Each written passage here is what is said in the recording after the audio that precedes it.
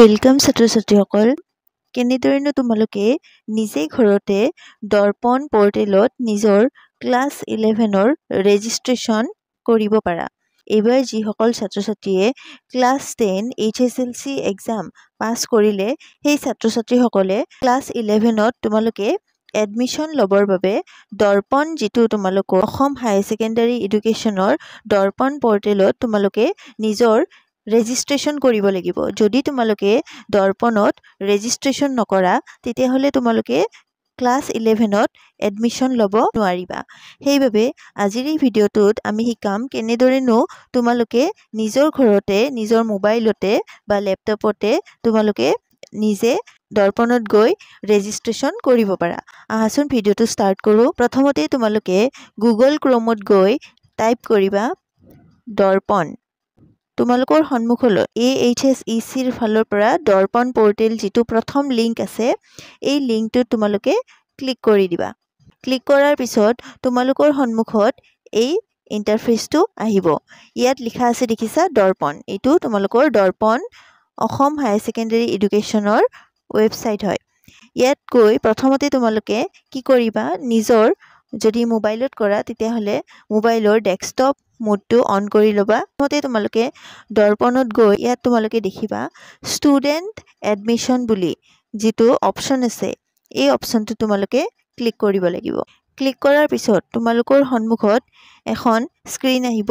ইয়াত প্ৰথম তোমালোকে কি কৰিব লাগিব দৰ্পণত নিজৰ ৰেজিষ্ট্ৰেশ্যন কৰিব লাগিব যাতে তোমালোকে এডমিশ্যনৰ বাবে বিভিন্ন কলেজত এপ্লাই কৰিব পাৰা। অহা 2 মে তাৰিখলৈহে থাকিব। সেইবাবে তোমালোকে যিমান পাৰা সোনকালে দৰ্পণত গৈ তোমালোকে ৰেজিষ্ট্ৰেশ্যনটো কৰি লোৱা, নহ'লে তোমালোকে এডমিশ্যন কলেজত ল'ব নোৱাৰিবা। এতিয়া আহাচোন আমি দৰ্পণত গৈ কেনেদৰে ৰেজিষ্ট্ৰেশ্যন কৰিব লাগে চাওঁ আহা। প্ৰথমতে তোমালোকে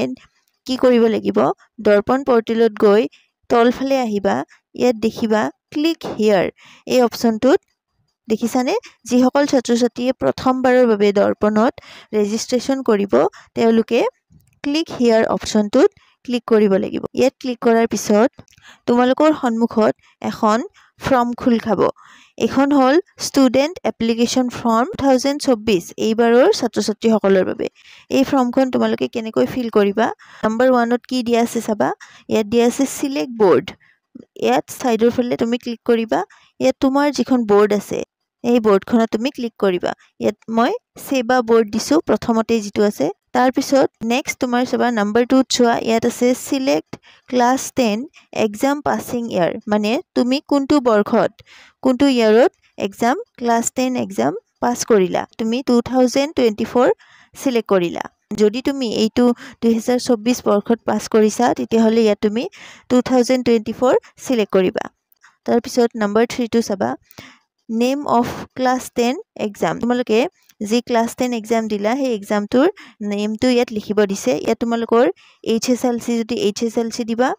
আৰু অন্য কিবা এক্সাম হ'লে ইয়াত দিয়াই আছে AHM সেইটো এক্সাম দিলেও দিয়া বুলি লিখি দিবা। ইয়াত তোমালোকে HSLC এক্সাম বুলি লিখি দিবা। তাৰপিছত ইয়াত তোমাৰ প্ৰথমতে ৰোল আৰু নম্বৰ তোমালোকৰ যিখন মাৰ্কশ্বিট তোমালোকে পাইছা বা তোমাৰ যিখন HSLC এডমিট কাৰ্ড আছে তাৰ পৰা বা মাৰ্কশ্বিট তোমালোকে যিখন পাইছা তাৰ পৰা ৰোল আৰু নম্বৰটো ইয়াত দি দিবা। তাৰপিছত চাবা ইয়াত টোটেল মাৰ্কছ তোমালোকৰ যিটো আছিল ক্লাছ 10ৰ HSLC এক্সামৰ টোটেল মাৰ্কটো ইয়াত দিয়াই থাকিব। তাৰপিছত এইফালে চাবা marks obtain excluding additional marks if any, মানে ইয়াত তোমালোকে তোমালোকৰ মাৰ্কশ্বিটখনৰ যিটো টোটেল মাৰ্কছ দিয়া আছে তোমালোকে 600 মানে 600ৰ ভিতৰত তোমালোকে কিমানখিনি মাৰ্ক পাইছা সেই মাৰ্কটো ইয়াত লিখিব লাগিব। দিয়াৰ লগে লগে তলফালে ইয়াত পাৰ্চেণ্টেজটো আহি যাব। 7 নম্বৰ অপশ্যনত তোমালোকে কিমান পাৰ্চেণ্টেজ পাইছা সেই পাৰ্চেণ্টেজটো ইয়াত লিখা আহিব। ধৰি লোৱা মই ইয়াত যদি মই 400 দিওঁ দেখিবা ইয়াত আকৌ এবাৰ চাবা 7 নম্বৰত পাৰ্চেণ্টেজটো সলনি হৈ গ'ল। ঠিক তেনেদৰে তোমালোকে কিমানখিনি মাৰ্কছ পাইছা ইয়াত তোমালোকে লিখিব পাৰিবা আৰু সেই অনুযায়ী 7 নম্বৰ অপশ্যনটো তোমালোকৰ পাৰ্চেণ্টেজ নিজে নিজে আহি যাব। 8 নম্বৰত চাবা তুমি তোমাৰ যিখন মেট্ৰিকৰ মাৰ্কশ্বিট আছে বা এডমিট কাৰ্ড আছে তাত তোমাৰ যিটো নেম আছে ফুল নেমটো কেপিটেল লেটাৰ টাইপ কৰি দিবা। তাৰ পিছত এইফালে চাবা তোমাৰ ডেট অফ বাৰ্থ নাম্বাৰ 9 টো চাবা নাম্বাৰ 9 ত যেটো ডেট অফ বাৰ্থ দিয়া আছে সেই ডেট অফ বাৰ্থটো তোমালোকৰ ক্লাস 10 ত যি তোমালোকৰ জন্ম তাৰিখ বা জন্ম ডেট আছে সেইটো ইয়াত চাই পেলাই লিখি দিবা তাৰ পিছত 10 নম্বৰটো চাবা ইয়াত তুমি তোমাৰ মাদাৰ্স নেম মাৰ নাম ইয়াত লিখিবা ক্লাস 10 ৰ মাৰ্কশিটৰ পৰা চাই আৰু ঠিক তেনেদৰে 11 নম্বৰত তুমি তোমাৰ ফাদাৰ নেম মানে দেউতাৰ নাম ইয়াত লিখি দিবা তাৰ পিছত চাবা ইয়াত 12 নম্বৰত তুমি তোমাৰ গাৰ্জেন নেম যদি তোমাৰ ফাদাৰ আছে ফাদাৰৰ নাম লিখিবা আৰু নহলে বা মাদাৰৰ নাম লিখিবা তোমালোকে নিজৰ নিজৰ গাৰ্জেনৰ নাম ইয়াত লিখি দিবা তাৰ পিছত ইয়াত চাবা নাম্বাৰ 13 ত ইমেইল আইডি যদি তোমালোকৰ তোমাৰ বা তোমাৰ ফ্যামিলিৰ কোনোবা ইমেইল আইডি আছে তেতিয়া হলে ইয়াত দি দিবা আৰু যদি নাই নেদিলেও হ'ব এতিয়া চাবা নাম্বাৰ 14 টো চাবা এটো খুব ইম্পৰ্টেন্ট হয় 14 নম্বৰটোত চাবা ইয়াত তুমি তোমাৰ মোবাইল নম্বৰ ইয়াত এটা ইম্পৰ্টেন্ট পইণ্ট লিখা আছে যদি যিসকল ছাত্ৰ ছাত্ৰী টুইনছ আছে বেলেগ বেলেগ ফোন নম্বৰ দিব লাগিব প্ৰতিটো ষ্টুডেন্টৰ বাবে 15 নম্বৰত আকৌ এবাৰ ইয়াত তুমি তোমাৰ যি ফোন নম্বৰ 14 নম্বৰত দিছা সেই সেম ফোন নম্বৰটোৱে তুমি 15 নম্বৰতো আকৌ এবাৰ ফোন নম্বৰটো টাইপ কৰি দিবা তাৰ পিছত চাবা 16 নম্বৰটোত ইয়াত ইণ্ডিয়ান দিয়াই থাকিব তাৰ পিছত 17 নম্বৰ তোমাৰ নিজৰ আধাৰ নম্বৰ তোমালোকৰ যদি আধাৰ কাৰ্ড আছে 17 নম্বৰত তুমি আধাৰ কাৰ্ডৰ নম্বৰটো চাই পেলাই ইয়াত লিখি দিবা আৰু যি সকলৰ আধাৰ কাৰ্ড নাই তেওঁলোকে আধাৰ কাৰ্ডৰ নম্বৰটো লিখিব নালাগে আৰু যদি আছে তেতিয়া হলে তোমালোকে লিখি দিবা 18 নম্বৰত চাবা ইয়াত আছে পাৰ্সোনেল এনৰোলমেন্ট নম্বৰ মানে পেন নম্বৰ মনত ৰাখিবা তোমালোকৰ নিজৰ পেন নম্বৰ থাকিলেহে দিবা যদি নাই তেতিয়া হলে পেন নম্বৰ দিব নালাগে তাৰ পিছত চাবা 19 নম্বৰত চাবা ইয়াত তুমি তোমাৰ এড্ৰেছ লাইন 1 ধৰি লোৱা এড্ৰেছ লাইন 1 ত তুমি তোমাৰ ঘৰৰ নম্বৰ বা তোমালোকে যিটো ঠাইত থকা সেই ঠাইটোৰ নামটো প্ৰথমতে এড্ৰেছ লাইন 1 ত লিখি দিবা আৰু এড্ৰেছ লাইন 2 তুমি তোমাৰ গাঁও বা সিটিৰ নাম লিখি দিবা তাৰ পিছত স্টেট তুমি তোমাৰ স্টেটখন ইয়াৰ পৰা সিলেক্ট কৰিব পাৰিবা কোনখন স্টেট হয় আসাম হলে আসাম লিখিবা আৰু অন্য স্টেট হলে অন্য স্টেট লিখিবা ঠিক তেনেদৰে ইয়াত তুমি ডিস্ট্ৰিক্টটো সিলেক্ট কৰিবা তুমি কোনখন ডিস্ট্ৰিক্টৰ হয় তাৰ পিছত চাবা পোষ্ট অফিস তোমাৰ পোষ্ট অফিসটো তোমালোকৰ এৰিয়াৰ যেটো পোষ্ট অফিস হয় সেই পোষ্ট অফিসটো নাম লিখি দিবা আৰু তোমালোকৰ যেটো এৰিয়া সেই এৰিয়াটোৰ পিন কোড যেটো থাকে পিন নম্বৰটো এইখিনি তোমালোকৰ পেৰেন্টস মা দেউতাৰ পৰা হুধি বা জনা ব্যক্তিৰ পৰা হুধি তুমি এইখিনি ডিটেইলছ ভৰাই লবা পিন নম্বৰটো ইয়াত লিখি দিবা তাৰ পিছত চাবা ভিলেজ টাউন বা ওয়াৰ্ড তুমি যদি গাঁৱত থকা তুমি তোমাৰ গাঁওখনৰ নাম ইয়াত লিখি দিবা টাউনত থকা যদি টাউনখনৰ নাম লিখি দিবা আৰু ওয়াৰ্ড হলে ওয়াৰ্ডৰ নাম ইয়াত লিখি দিবা তাৰ পিছত 20 নম্বৰত চাবা 20 নম্বৰত দেখিবা সিলেক্ট ৰিলিজন কি ৰিলিজনৰ হয় মানে হিন্দুইজম ইছলাম খ্ৰীষ্টানিটি যি ধৰ্মৰ হয় ইয়াত লিখি দিবা তাৰ পিছত চাবা 21 নম্বৰত তুমি তোমাৰ কাষ্টটো সিলেক্ট কৰিবা ইয়াত ধৰি লোৱা 21 নম্বৰত জেনাৰেল হলে জেনাৰেল দিবা এসসি হলে এসসি দিবা এসটি হলে এসটি দিবা মানে তুমি তোমাৰ যি কাষ্ট হয় ইয়াত 21 নম্বৰটো সিলেক্ট কৰি দিবা তাৰ পিছত 22 নম্বৰটো চাবা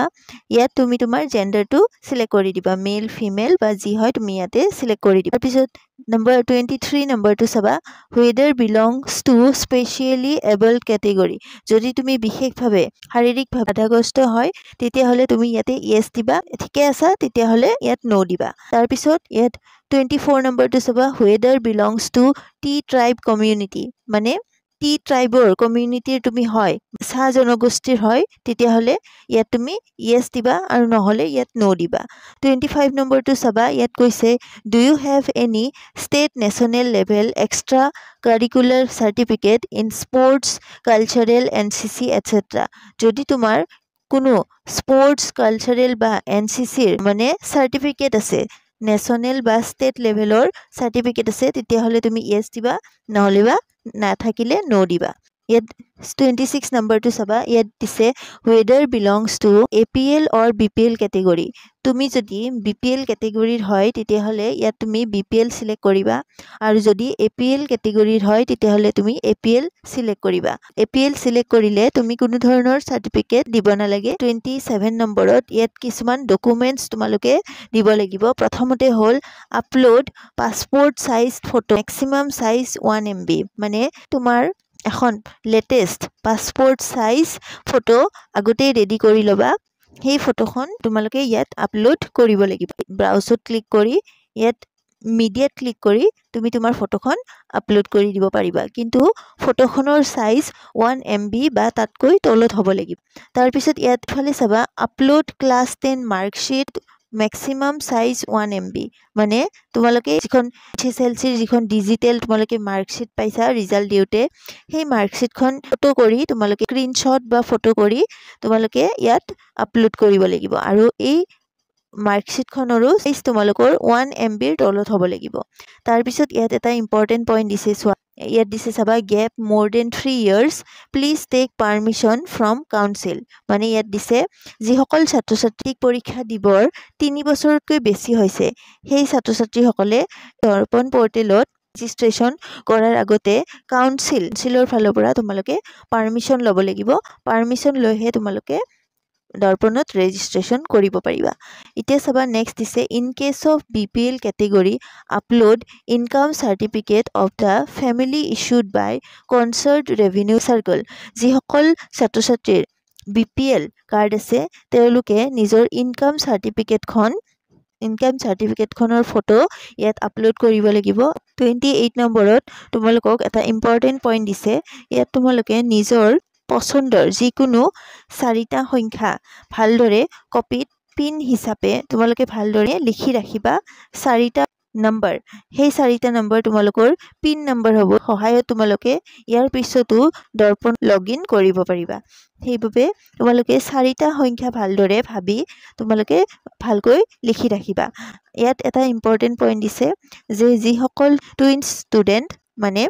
তেওঁলোকে কি কৰিব তেওঁলোকে কিন্তু দুইটা ষ্টুডেন্টে বেলেগ বেলেগ পিন ব্যৱহাৰ কৰিব লাগিব আৰু ইয়াত যি 4টা পিন লিখিবা পিন নম্বৰ লিখিবা সেই সেম পিন নম্বৰ কেইটা আকৌ এবাৰ 29 নম্বৰতো ইয়াতো লিখি দিবা সেই পিন নম্বৰ কেইটা ভালদৰে তোমালোকে নিজৰ সেভ কৰি ভালদৰে তোমালোকে ৰাখিবা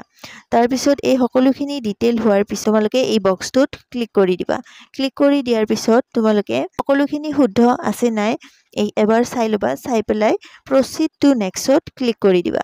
proceedত ক্লিক কৰাৰ পিছত তোমালোকৰ সন্মুখত এইদৰে এখন স্ক্ৰীন আহিব য'ত তোমালোকে যি ডিটেইলছ ভৰালা সেই সকলোখিনি ইয়াত আহিব তোমালোকে প্ৰতিটো ডিটেইল তোমালোকৰ ক্লাছ 10 এই ডিটেইলছখিনি ভালদৰে তুমি ভেৰিফাই মানে ভালদৰে চাই লবা যাতনোবা একো ভুল নাথাকে সেইভাবে তুমি ভালদৰে ডিটেইলছখিনি তুমি কি লিখিলা নিজৰ সেইখিনি ভালদৰে চাই লবা যদি কিবা ভুল থাকে তেতিয়া হলে তলৰ ফালে গৈ তুমি ইয়াত দেখিছা ক্লোজত ক্লিক কৰিলে তুমি আকৌ এবাৰ প্ৰথম ফৰ্মখনত আহি যাবা আৰু তাত তুমি যি ভুল আছে হেতু ঠিক কৰি লবা আৰু যদি তোমাৰ সকলোখিনি ঠিকে আছে তেতিয়া হলে তুমি নেক্সটত ক্লিক কৰি দিবা নেক্সটত ক্লিক কৰাৰ পিছত তোমাৰ সন্মুখত এখন স্ক্ৰীন আহিব ইয়াত যেটো ওকে বটন আছে সেই ওকে বটনটো তুমি ক্লিক কৰি দিবা তাৰ পিছত তোমালোকে দৰ্পণ পৰ্টেলত যেতিয়া তোমালোকে ৰেজিষ্ট্ৰেচন হৈ যাব তোমালোকৰ সন্মুখত এখন স্ক্ৰীন খুলিব ইয়াত তোমালোকে দেখিবা তোমালোকে কি কলেজত তোমালোকে এপ্লাই এজন ষ্টুডেন্টে 5খন কলেজতহে এপ্লাই কৰিব পাৰিবা তোমালোকে কি কৰিবা এইটো সাৰ্চ বক্স আছে ইয়াত দেখিবা তাৰ তলত প্ৰথমতে তোমালোকে ইয়াত দেখিবা ইয়াত বিভিন্ন ধৰণৰ কলেজৰ নাম লিখা আছে আৰু ইয়াত এপ্লাই বুলি দিয়া আছে দেখিছা যদি তুমি এইবোৰ কলেজলৈ কৰিব খোজা তেতিয়া হলে তোমালোকে এপ্লাইত ক্লিক কৰিব লাগিব ইয়াত তুমি যিখন কলেজত এপ্লাই কৰিব খুজিছা সেই কলেজখনৰ নেমটো ইয়াত লিখি দিবা লিখি দিয়াৰ পিছত তুমি ফিল্টাৰ কলেজ যেটো অপচন আছে প্ৰথমতে এই ফিল্টাৰ কলেজ অপচনত গৈ তুমি তোমাৰ ডিস্ট্ৰিক্টখন সিলেক্ট কৰিবা তুমি কোনখন ডিস্ট্ৰিক্টত থাকা তাৰ পিছত তুমি কি ষ্ট্ৰীম লব বিচাৰা মানে সায়েন্স লব বিচাৰা আৰ্টছ লব বিচাৰা কমাৰ্চ লব বিচাৰা নে ভোকেশনাল লব বিচাৰা এইটো তুমি সিলেক্ট কৰি লবা এজন ষ্টুডেন্টে 5খন কলেজতহে এপ্লাই কৰিব পাৰিবা সেইভাবে তুমি কোন কেইখন কলেজত এপ্লাই কৰিবা হেতু প্ৰথমতে জানি লব তাৰ পিছত ইয়াত তুমি ধৰিলো এখন ডিস্ট্ৰিক্ট সিলেক্ট কৰিলা ধৰিলো এখন মই বজালি সিলেক্ট কৰিলো সিলেক্ট কৰাৰ পিছত তুমি ইয়াতে চোৱা ধৰিলো এখন কলেজত তুমি সিলেক্ট কৰিব খুজিছা তুমি তেতিয়াহ'লে ইয়াত আৰ্টছ ল'ব খুজিছা নে কমাৰ্চ ল'ব খুজিছা ইয়াত তুমি সিলেক্ট কৰিলা সিলেক্ট কৰাৰ পিছত এই কলেজখনৰ বিষয়ে যদি তুমি জানিব বিচাৰিছা তেতিয়াহ'লে ভিউ ইনষ্টিটিউচন ডিটেইলছত ক্লিক কৰিবা ক্লিক কৰি এই কলেজখনৰ বিষয়ে তুমি জানিব পাৰিবা তাৰ পিছত তুমি ইয়াত এপ্লাই যেটো অপচন আছে এই অপচনটোত ক্লিক কৰি দিবা যেটো কলেজত তুমি এপ্লাই কৰিব খুজিছা এপ্লাই অপচনত ক্লিক কৰাৰ পিছত ইয়াত তোমাক এইদৰে এখন স্ক্ৰীন আহিব ইয়াত তুমি এপ্লাই ইন আৰ্টছ আৰু এপ্লাই ইন কমাৰ্চ যোনটো অপচন হয় এইটো তুমি ক্লিক কৰিবা ধৰি লোৱা মই ইয়াত এপ্লাই ইন সায়েন্স ক্লিক কৰিলো ইয়াত তুমি দেখিবা এখন স্ক্ৰীন আছে ইয়াত তুমি সাবজেক্টবোৰ সিলেক্ট কৰিব লাগিব কি সাবজেক্ট তুমি সিলেক্ট কৰিবা যেনে ইয়াতে ইংলিশ আছে সেকেন্ড সাবজেক্ট ইয়াতে MIL বা অল্টাৰনেটিভ ইংলিশ যোনটো হয় তুমি সিলেক্ট কৰিবা ঠিক তেনেদৰে তুমি চাৰিটা সাবজেক্ট সিলেক্ট কৰিব লাগিব ইয়াত ধৰি লোৱা ইয়াতে যি আছে বায়োলজি কেমিষ্ট্ৰি যি আছে ইয়াৰ পৰা তুমি যি ভাল লাগে তুমি সিলেক্ট কৰিব লাগিব ঠিক তেনেদৰে সেকেন্ডটো তুমি সিলেক্ট কৰিব লাগিব এইদৰে গুটেকিটা সিলেক্ট কৰি তুমি তোমাৰ মিডিয়াম এছামিজ মিডিয়াম নে ইংলিশ মিডিয়াম লবা হেতু সিলেক্ট কৰিবা সকলোখিনি সিলেক্ট কৰি এপ্লাই ফৰ এডমিশনত ক্লিক কৰি দিবা ক্লিক কৰাৰ পিছত ক্লিক কৰাৰ পিছত সকলোখিনি ডিটেইলছ ভৰাই তুমি ক্লিক কৰাৰ পিছত ইয়াত যেটো একনলেজমেন্ট ৰিসিপ্ট বুলি অপচন আছে এই অপচনটো তুমি ক্লিক কৰি দিবা তাৰ পিছত তুমি এখন ৰিসিপ্ট পাবা ডাউনলোড হৈ যাব সেই ৰিসিপ্টখন তুমি দোকানত গৈ প্ৰিন্ট কৰি লবা আৰু প্ৰিন্ট কৰি পেলাই তুমি সেই কলেজখনত ৰিসিপ্ট সাবমিট কৰি দিব লাগিব ঠিক তেনেদৰে এখন কলেজ হোৱাৰ পিছত এইদৰে এজন ছাত্ৰ বা ছাত্ৰীয়ে এইদৰে পাঁচখন মুঠতে 5খন কলেজত এপ্লাই কৰিব পাৰিব ঠিক তেনেদৰে তোমালোকে বেক হৈ আহিলা বেক ক্লিক কৰি আকৌ এবাৰ ইয়াত কলেজৰ নেম লিখিলা কলেজৰ নেম লিখাৰ পিছত ধৰি লোৱা এখন কলেজত এপ্লাই কৰিব খুজিছা এই কলেজখনৰ তলত যি এপ্লাই আছে এই এপ্লাইত ক্লিক কৰিবা আৰু ঠিক তেনেদৰে আগৰ দৰে দেখুৱাৰ দৰে সেই কলেজখনত তুমি তোমাৰ সাবজেক্টছবোৰ সিলেক্ট কৰিব লাগিব সিলেক্ট কৰাৰ পিছত সকলোখিনি ডিটেইল সিলেক্ট কৰাৰ পিছত তুমি এপ্লাই তো ক্লিক কৰি দিবা আৰু যিখন ৰিসিপ্ট ডাউনলোড হ'ব একনলেজমেন্ট সেই ৰিসিপ্টখন ডাউনলোডত গৈ তুমি সেই ৰিসিপ্টখন ডাউনলোড কৰি এই কলেজখনত সাবমিট কৰি দিব লাগিব এইদৰে তুমি দৰ্পণত গৈ যিকোনো 5খন কলেজত তুমি এপ্লাই কৰিব লাগিব এপ্লাই কৰাৰ পিছৰ প্ৰসেসখিনি আমি নেক্সট ভিডিঅত কম তাৰ পিছত তুমি কেনেদৰে এডমিশন কলেজত ল'ব পাৰিবা